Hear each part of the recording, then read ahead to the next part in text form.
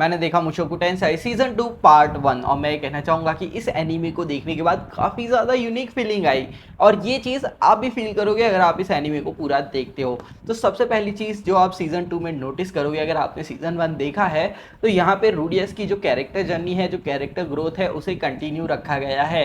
इस बार रूडियस बहुत ज़्यादा इमोशनल पॉइंट ऑफ व्यू से ग्रो होता हुआ हमें दिखाई देता है। वो अलग अलग रिलेशनशिप्स को एक्सप्लोर कर रहा है, साथ ही साथ वो अपनी टीनेज में जो होने वाली प्रॉब्लम्स है उनको भी फेस कर रहा है। तो अगर आप एक टीनेजर हो जो कि इस वाले एनिमे को देख रहे हो तो आप इस सीज़न में रूडियस से सबसे ज़्यादा रिलेट कर पाओगे और उसकी प्रॉब्लम्स को बहुत ज़्यादा डीपली समझ पाओगे। साथ ही साथ एक ऐसी प्रॉब्लम है जो कि स्पॉइलर हो जाएगी अगर मैंने बता दिया, लेकिन वो इतनी इंटरेस्टिंग प्रॉब्लम है कि वो प्रॉब्लम आपको पसंद आएगी देखने में। और जब उस प्रॉब्लम को यूटिलाइज करके स्टोरी लिखी गई उसके रिलेटेड तो काफ़ी ज़्यादा मज़ा आता है देखने में। That is something which is a really interesting thing.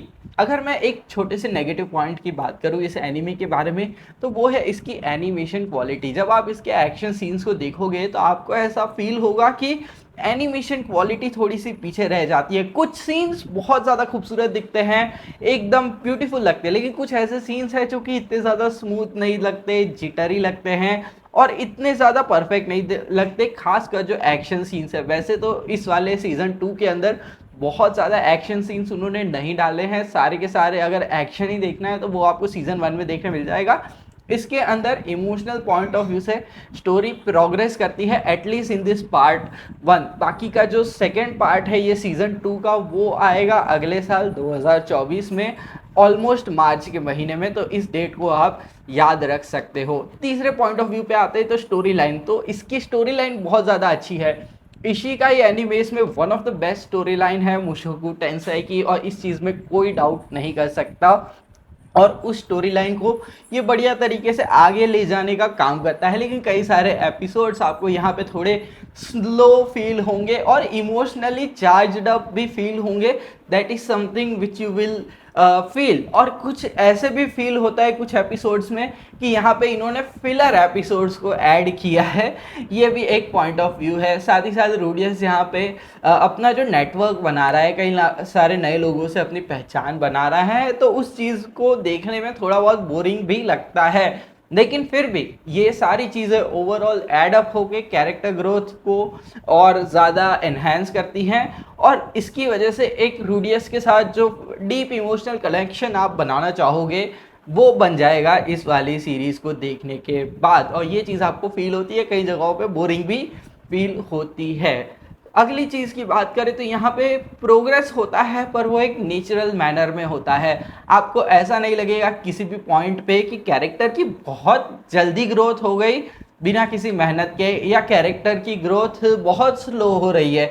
नहीं, एक नेचुरल मैनर आपको दिखाई देगा। जिस तरह से ह्यूमंस की ग्रोथ होती है इन अ लाइफ, उसी तरह से यहाँ पे रूडियस की ग्रोथ इन लाइफ होते हुए दिखाई गई है और ये एक बहुत बड़ा पॉजिटिव पॉइंट है इशिकाई एनिमेस के अंदर।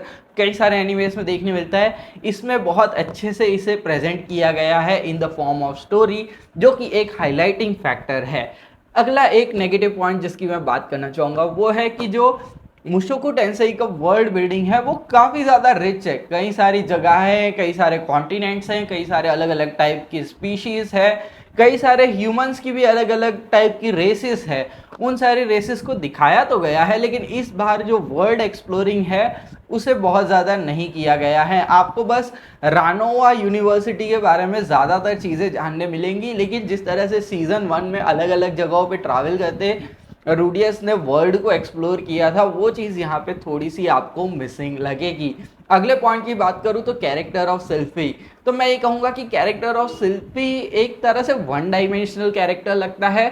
आपको बस ऐसा ही दिखने वाला है सिल्फी के कैरेक्टर को लेकर कि ये बस रूडियस के पीछे पागल है, उससे ज़्यादा उसकी बहुत ज़्यादा कोई स्ट्रॉन्ग पर्सनैलिटी आपको देखने नहीं मिलेगी। एक सबमिसिव कैरेक्टरिस्टिक उसके अंदर है जो कि आपको देखने मिलेगी सीज़न 1 के अंदर। तो वो हालांकि बच्ची थी तो अब वो थोड़ी ग्रो हो चुकी है और अगर आप चाहो तो थोड़े बहुत रोमांटिक सीन्स भी आपको यहाँ पे देखने मिलेंगे जिसमें हमारे रूडियस भाई ज़्यादा कुछ नहीं कर पाए, एंड यही कह सकते हैं।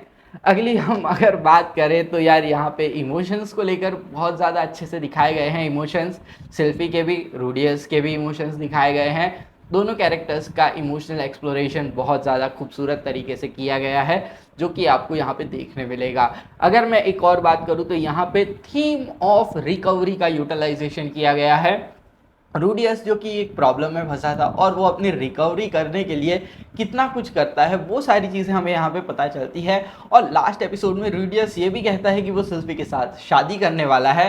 प्लस जो सिल्फी के ओनर थे, मतलब सिल्फी की जो मालकिन थी उस टाइम पे, उन्होंने कई सारे पॉलिटिकल डिस्कशंस भी किए थे रूडियस के साथ, जिसको लेकर रूडियस फिलहाल एक्टिव नहीं रहने वाला है और रूडियस अपनी जर्नी कंटिन्यू करेगा, दिस टाइम विद सेल्फी। लेकिन अगर हम आगे जाएं तो हम ये चीज़ एक्सप्लोर करनी पड़ेगी कि रूडियस ने कहा तो है कि वो सेल्फी के साथ शादी करेगा, पर क्या वो शादी करने वाला है या नहीं, ये चीज़ मुझे नहीं पता, क्योंकि मैंने इसकी जो नॉवेल है इसके पीछे उसे नहीं पढ़ा है, क्योंकि मैं अपने आप को स्पॉइल नहीं करना चाहता। तो मैं ये चीज़ कह सकता हूँ। तो इसके अंदर बहुत सारे पॉलिटिकल पॉइंट ऑफ व्यूज़ है, बहुत सारी पावर हायरार्की है। इस बार मैन गॉड को भी नहीं दिखाया गया है, तो बहुत सारी चीज़ें यहाँ पे मिसिंग भी है। That is something which you need to understand. और जो मेन विलन था वो भी नहीं दिखाया गया है इस सीज़न 2 पार्ट 1 में। तो ये सारे कुछ फैक्टर्स मिसिंग, कुछ फैक्टर्स अच्छे हैं, कुछ फैक्टर्स इंटरेस्टिंग है।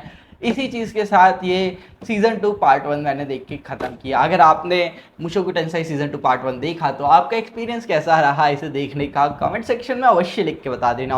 और इसी तरह के एनीमे से जुड़े हुए वीडियोस के लिए, मूवी से जुड़े हुए वीडियोस के लिए बेरिज को फॉलो और सब्सक्राइब करो। 1000 सब्सक्राइबर का टारगेट यार पहुँचा दो, ठीक है, पहुँचा दो।